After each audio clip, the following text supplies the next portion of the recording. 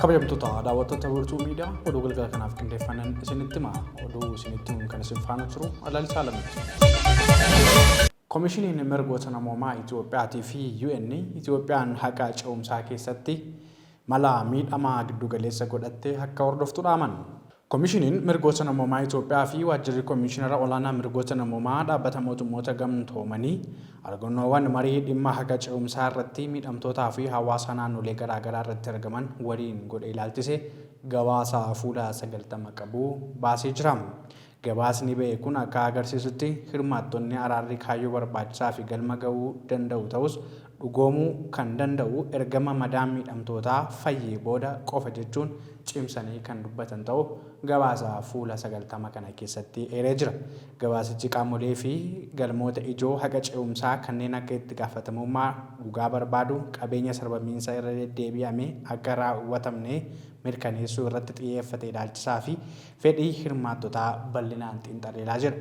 Marii hawaasaa Koomishinii Mirgoota Namoomaa fi Waajjira Mirgoota Namoomaa UN'tti baatiilee 8 geggeessaa turan kanaan namoonni 805 ta'an kan irratti hirmaatan ta'uu eeru gabaasichi kanneen keessaa miidhamtootaa fi maatiin isaanii buqqaatota biyya keessaa qaama miidhamtoota geggeessitoota aadaa fi amantii akkasumas illee dhaabbilee hawaasa siivilii tattaaffii mirgoota namoomaa fi nagaa keessatti hirmaatan hirmaachisuu danda'u isaa ibsee jira.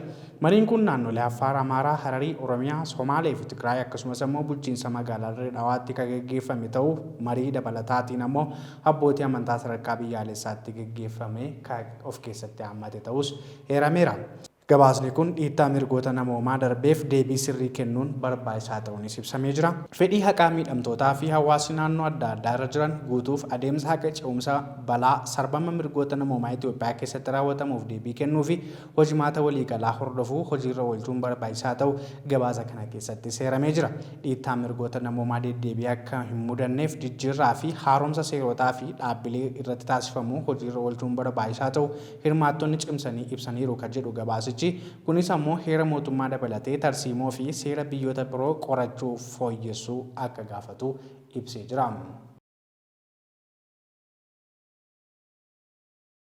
Haleellaa diroonii tibbanaa godina Horroo Guduruu Wallaggaa keessatti raawwatameen mootummaan Itoophiyaa sobaa jechuun addeesse. Mootummaan haleellaa diroonii wixata darbe godina Horroo Guduruu Wallaggaatti waldaa Muluu Wangeelaa Baaroo irratti raawwatameen soba ta'uu dubbii himaan mootummaa federaalaa obbo Laggasaa Tulluu yaada Rooyitersiif laataniin addeessanii jiru. Akka gabaasa Rooyitersitti dubbii himaan mootummaa federaalaa obbo Laggasaa Tulluu yaada Rooyitersiif kennan kanaan haleellaan qilleensarraa raawwatameera jedhame kun soba adiidha jechuun ibsan. Qondaalli Koomishinii Mirgoota Namoomaa Itoophiyaa kata'an Badhaasaa Lammeessaa namni jedhamu haleellaa kana ilaalchisee gabaasa isaan qaqqabuu fi qorachaa akka jiran himaniiru jedha gabaasa Addis Istaandard akka Rooyiters wabeeffachuun gabaasetti. Haleellaan diroonii wixata darbe ganama naannoo saayitii tokko irratti miseensota waldaa Muluu Wangeelii boqqolloo sassaabaa turan irratti raawwatame lubbuun namoota 8 darbuu fi 3 madaa'uu akkasumas ammoo haleellaa kana hordofee gandichatti waraanni cimaan geggeeffamaa akka jiru Addis Istaandardiif akkasuma miidiyaaleen akka BBC fi Reuters gabaasaa turuun ni yaadatama.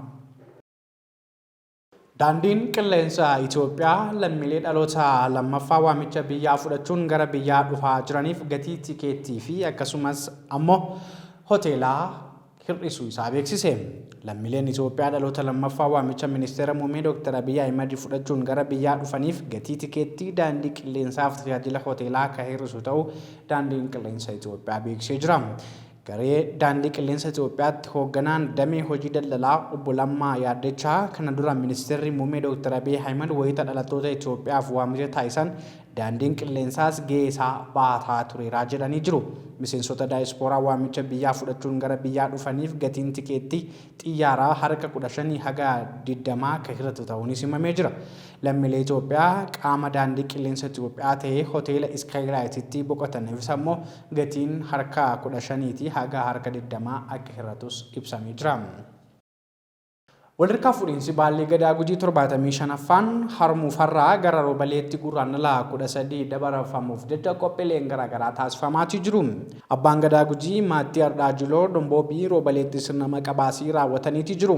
Namni tokko gara gadoomaatti dhufuun dura ulaagaa baay'ee keessa darbu keessaa sirni maqabaasii tokko ta'uu ka addeessan yoo ta'u guyyaa har'aa kanas ammoo sirni maqaa moggaasuu kun raawwatameeti jira. Walirkaa fuudhinsi baallee gadaa Gujii 75 Hurmuu farraa gara roobaleetti godhamuuf gurraandhala 13 dabarfamuuf jiru laalchisee haaldureewwan garaagaraa raawwatamuu irratti argamu. Abbaan gadaa Gujii maatii sirna maqabaasii dabalatee jiilota aadaa gadaa keessatti bunaaf qeexallee akka hin hafnellee jabeessanii dubbatanii jiru. Hayyuun gadaa maatii Adoolaa Me'ees qarree haaddachuu fi adeemsa gadoomaaf taasifamu keessaa tokko ta'uu ibsuun namoonni maqaan ba'eef qarree haaddachuun hojii gootummaan gaafatu erga hojjetanii booda sirna gadaa keessatti itti gaafatamummaa qaban sirnaan baachuuf qophii ta'uun himamee jira. Haati siiqee maattis hirmaannaan dubartiin gadaa Gujii keessatti qabdu walqixxummaa dhiiraaf dubartiif mirkaneessaa ta'uu heeran. Yuunivarsiitiin Bulee Horaas gamasaatiin dhimma kana ilaalchisuudhaan guyyaa har'aa kana marii paanaalii dhimmoota garaagaraa irratti geggeessee jira. Sirna walirkaa fuudhinsaa baallee Oromoo Gujii baallee 75ffaan gurraandhala 2016 har'aa Jillee Me'ee bakkootti geggeeffamuun sirna walirkaa fuudhinsaa baallee gadaa Hormuu Fajiloo Mandhoo gadaa roobaleetti dabarsuun sababeeffachuudhaan marii qaamolee hawaasaa taa'ame irratti barataan barnoota gadaa fi bulchiinsa Yuunivarsiitii Bulee Horaa kaadhimamaa PhD Mandhoo Dooyyoo hirmaattota marichaaf qorannoo sirna gadaa irratti geggeessuun dhiyeessanii jiru. Sirna gadaa Gujii Haloo Mokonnaa abbaa gadaa 64ffaa irratti dhiibba sirna darbeetiin gidduutti citee hafee qorannoo isaaniitiin argachuun dubbatanii bakkatti deebisuuf hojjechaa jiraachuunis eeramee jira. Muddee 17 bara 2016 akka lakkoofsa warra Itoophiyaanotaatti hospitaala Yaaballootti ka dhalatanii turan lakkuuleen lama walitti maxxanuun haalli fayyaa isaanii yaaddeessaa ta'ee ture. Guyyaa har'aa kana boqochuun isaanii dhagahame. Lubee Girmaa akka itti aanutti qindeessitee jirti. Godina Booranaa aanaa Yaaballoo hospitaala waliigalaa Yaaballootti daa'imman naannawaa Labbeetiin walitti maxxananii dhalachuudhaan muddee 17 bara 2016 dhagahamee ture. Lakkuuleen kun guyyaa har'aa boqochuu miidiyaaleen gabaasaa jiru.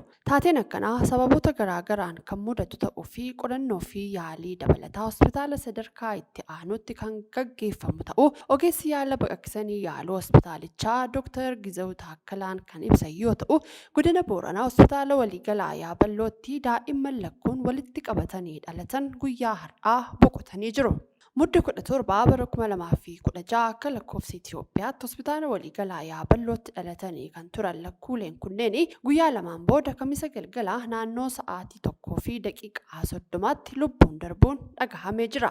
Abbaan ijoollee dhalatanii Aab Godaanaa Roobaa BBCtti yeroo himanitti daa'imman kunneen erga dhalatanii guyyoota lamaan darban hospitaalichuma kan turanii fi asitti yaaliin hin godhamneef jechuudhaan dubbatee jira. Gara hospitaala Phaawulositti riifarii erguudhaaf adeemsarra otuu jiranii galgala gara fuula waaqaa deebi'anis jedhanii jiru. Daa'imman kun walitti qabatanii kan dhalatanii muddee 27 bara 2023 obboroo sa'aa 11 irratti akka ta'e BBC Afaan Oromoon hospitaalicharraa odeeffatee ture. Harmeen daa'imman kanaa godina Booranaa bahaa jiraattu aanaa Waacilee akka ta'an kan himanii fi hojii gaggeessaan hospitaala waliigalaa Yaaballoo obbo Ariiraa Biqichaa harmeen kun hospitaalicha ordoffii da'umsa duraa taasisaa turuu isaanis himanii jiru. Ijoolleen walitti maxxananii dhalatan lachuu saalli isaanii dhiira yoo ta'u naannoo laphee kanatti walitti maxxananii jiru jedhee jira. Wayita harmeen kun ordoffii da'umsa duraa taasisaa turanitti daa'imman walitti maxxanuun isaanii kun kan hin beekamnee fi da'umsa booda beekamuu himanii yeroo ulfaatti sirritti mul'achuu dhabuu danda'a. Yeroo sanatti wal gubbaa ciiftee jirti waan ta'eef walitti maxxantee daa'imuma tokko fakkaattis jedhanii jiru.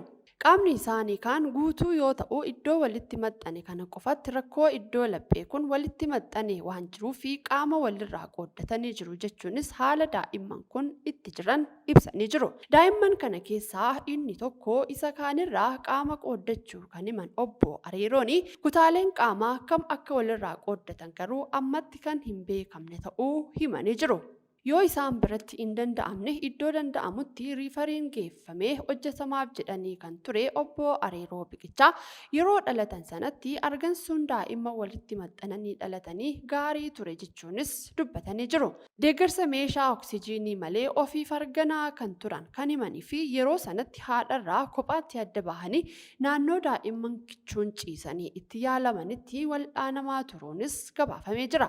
Daa'imman bifa kanaan dhalatan kana dur hospitaala isaaniitti mudatee akka hin beekne heeruunis kun isa jalqabaa ta'us dubbatanii jiru.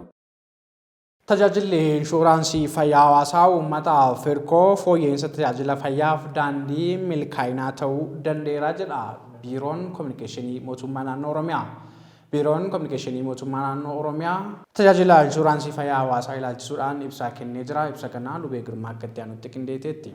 Tajaajilli inshuraansii fayyaa hawaasaa uummataaf hirkoo fooyya'insa tajaajila fayyaaf daandii milkaa'inaa ta'uu danda'u Biiroon Kominikeeshinii Oromiyaa ibsa baaseen ibseera. Biyyoonni addunyaa hedduun tajaajila inshuraansii fayyaa hawaasaa qabatamaan hojii irra oolchuun lammiilee baasii xiqqaaf kanneen harka qalleeyyii ta'an bilisaan tajaajila yaalaa itti fufiinsa qabu akka argatan taasisuudhaanis milkaa'anii jiru. Biyya keenyattis tajaajilichi erga hojii irra oolee as lammiileen qormaataawwan damdameessa kennaa tajaajila fayyaa keessatti isaan mudatu ce'anii baasii xiqqaaf bilisa dhaabbilee fayyaa keessatti tajaajilli yaalaa kennamaafii jira. Mootummaan naannoo Oromiyaas kenna tajaajila fayyaa dhaqqabamaa itti quufinsa lammiilee mirkaneessuu fi qaamolee hawaasaa sababa harka qallummaatiin yaalii fayyaa irraa fagaatan fayyadamoo akka ta'an taasisee jira. Imalli badhaadhinaa eegalee jirus hojimaata tajaajila fayyaa ammayyeessuun hawaasa fayyummaan isaa mirkanaa'e oomishaa fi oomishtummaa irratti bobba'uun bu'aa buusuu argamudha. Kanaafis naannoo keenyatti tajaajilli inshuraansii fayyaa hawaasa namoota harka qalleeyyii fi galii gadi aanaa qaban gargaaruu cimsuun fayyummaa lammiilee mirkaneessuudhaaf xiyyeeffannoon kennamee hojjetamaa jira. Bara 2023 keessa aanaalee 4 keessatti tajaajila inshuraansii fayyaa hawaasaa kan jalqabsiifame yoo ta'u, yeroo ammaa aanaalee fi magaalota Oromiyaa hunda keessatti hojiirra oolchuudhaan milkaa'inni guddaan argamaa jira jedhaniiru. Bara 2023 horannaan miseensa inshuraansii fayyaa hawaasaa 62 irra gahee kan turee fi bara 2015 ammoo 89 irraan gahuun danda'ameera. Kanaanis naannoo keenyatti abbaan warraa miliyoona 5 fi 500,000 ol miseensa inshuraansii fayyaa hawaasaa taasisuun kan danda'ame yoo ta'u, bara 2015 keessatti qofa namoota miliyoona 26 tajaajilicha irraa fayyadamoo taasisuun danda'amee jira. Namoonni harka qalleeyyiin baasii olaanaa baasanii yaalamuu hin dandeenye hedduun sagantichatti fayyadamuun buufataalee fayyaatii hanga hospitaalota gurguddootti yaalchisuun fayyaa hawaasaatiif wabii ta'uun kan danda'amedha. Bara kanas uummata naannoo keenyaa tajaajilicha irraa fayyadamoo akka ta'aniif qabamee 95 irraan gahuudhaaf karoora xiqqii keessatti qabamee xiyyeeffannoodhaan hojjetamaa jira kan jedhanii fi Oromoon duudhaa wal gargaarsa qabutti fayyadamuun rakkoolee hawaasummaa waliin furachaa dhufe hojii fayyaa mirkaneessuu keessattis gumaacha olaanaa agarsiisee jira. Bara 2015 keessa qofa abbootiin qabeenyaa fi dhaabbileen garaagaraa namoota harka qalleeyyii 340 olii fi tajaajila inshuraansii fayyaa hawaasaa waggaa tokkoof turu bituudhaan arjoomanii kennanii jiru. Gara waliif laafuu fi wal bira dhaabbachuun tajaajila lammummaan tumsame abdii jige kaasuun namooma dhugaa ijaaruu gochaanis agarsiisaa jira. Bara 2016 kanatti abbootii warraa miliyoona 6 ol tajaajilicha keessatti kan hammataman yoo ta'u, waliigala namoonni miliyoona 29 fayyadamaa tajaajilichaa ni ta'u jedhame. Fayyaa ofiif dursanii qusachuun qaroomina waan ta'eef uummanni naannoo keenya baasii xiqqaan walabummaa fayyaa isaa mirkaneessuu, arjoomaan bitanii waliif kennuu fi tajaajila inshuraansii fayyaa hawaasaa irraa fayyadamuudhaaf hunduu of qopheessuu qaba jechuunis dubbataniiru.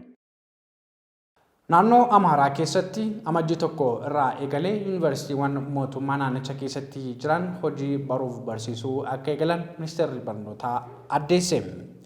Amajjii tokko bara 2016 irraa eegalee torbeewwan lamaan jalqabaatti yuunivarsiitiiwwan mootummaa naannoo Amaaraatti argaman hojii baruuf barsiisuu akka eegalan ministeerri barnootaa beeksise. Rakkoo nageenya naannichaatti mudatee wal qabatee yuunivarsiitiiwwan naannichatti argaman barattoota ramadamaniif waamicha taasisuu fi hojii baruuf barsiisuu idilee guutummaan guutuutti akka eegalu hin dandeenye eeramee ture. Haaluma kanaan ministeerri barnootaa Koomaandi Poostii gurmaan illee nageenya naannichaa fi qaamoleen dhimmichi ilaallatu waliin mari'achaa turuun isaanii yaadatama. Ministeerri barnootaa Profeesar Biraanuu Naggaa, Pirezidaantii naannichaa Obbo Araggaa Kabbadaa, Pirezidaantota yuunivarsiitiiwwan kurnan naannichaa fi qaamolee nageenyaa dhimmichi ilaallatu waliin dhimmicha irratti mari'achuunis ibsamee jira. Yeroo ammaa kana nageenyi naannichatti mirkanaa'aa dhufuurraan yuunivarsiitiiwwan barattoota isaaniif waamicha taasisuu fi hojiilee baruuf barsiisuu akka eegalan murteerra ga'amuunis ibsamee jira. Bu'uuruma kanaan amajjii 1 bara 2016 irraa eegalee torbeewwan 2 keessatti adeemsa baruuf barsiisuu akka eegalan eeramuu ragaan ministeericha irraa argame ni mul'isa. Barattoonni yuunivarsiitiiwwan naannichatti argamanitti ramadamanis waamicha taasifamuu akka hordofan ministeerichi hubachiisee jira. Biiroon lafa Oromiyaa bulchiinsa lafa naannichaa sirna kaadistararaa hoogganuu fi hojjechaa jiraachuu isaa beeksise. Biirichi leenjii dandeettii raawwachiisummaa hooggansaa fi ogeeyyii cimsuu magaalaa Adaamaatti kennuutti jira. Leenjicha irratti itti gaafatamtoonni waajjiraalee lafaa aanaalee godinaalee akkasumas immoo qooda fudhattoonni biroo hirmaatanii jiru. Waltajjicha irratti hoogganaan biiroo lafa Oromiyaa obbo Guutaa Laachoree haasawaa taasisaniin biirichi bulchiinsa lafaa ammayyeessuu fi tajaajila teekinooloojiin deeggarame kennuuf hojjechaa jiraachuu addeessanii jiru. Akkasumas seera alummaa bulchiinsaa fi qabeenya lafaa irratti mul'atu hambisuuf xiyyeeffannoon hojjetamee kennamaa akka jirus addeessanii jiru. Daawwattoota keenya oduu keenya xumuraatiin ammoo lola Yukireeniitiif Raashiyaa hordofee halkan edaa Raashiyaan magaalota Yukireen haleellaa dirooniitiin barbadeessuu ishee ibsite. Pirezidaantii Yukireen Volodymyr Zeleniksiin yaada Tiwutaraa durii Eksii ammaa gubbaatti maxxansaniin dhaabbileen tajaajila uummataaf oolan haleellaa Raashiyaatiin miidhamuu ibsan. Raashiyaan irra meeshaalee waraanaa qabdu hundaan haleellaa raawwatteetti qajeelan Zeleniksiin walumaa galatti miisaayiloota 110 Yukireenitti dhukaafamaniiru jechuun ibsanii jiru. Gabaasa haga jimaataa sa'a laaqanaa har'aatti ba'eetiinis ammoo magaalaa guddoo Kiiv dabalatee magaalaaleen haleellaa kanaan miidhaman ka ajjeefamanis ammoo 12 ta'uu lakkoofsi kun yeroodha yerootti dabalaa jiraachuu addeessaniitti jiru. Haleellaan Raashiyaa yeroo dhiyoonaas jabaa fi qindaa'aadha jedhame kun Yukireen doonii waraanaa Raashiyaa naannoo buufata doonii Vaawundeeshaa jedhamutti haleeluu hordofeeti. Akka kanatti yeroo tokkotti haleellaa bakka garaagaraatti raawwatamaatii jiruun magaalaan guddoo biyyattii Kiiv keessatti namoonni 2 ajjeefamanii 17 madaa'uu aangawoonni dhiyoo kana himaatii turuun ni yaadatama. Haleellaa kanaan bulchiinsi Yukireen keessatti haleellaa qilleensaa raawwatame isa hammaataa jedhamuunis odeeffamaa jira. Buufatni baaburaa lafa jalaa dahannoof fayyadaarra oolaa ture rukutameera, bakka hedduuttis ibiddi ka'eera jechuun gamoowwanis ibiddaan gubamaniiru jechuun gabaasaaleen miidiyaa Yukireen qabatanii ba'aa jiru. Kabajamtoota daawwattoota wiirtuu miidiyaa oduun galgalaa kanaaf qindeeffannee kanneen kana fakkaatan turanii nu daawwachuu keessaniif hedduu isin galateeffannaa. Nagaatti.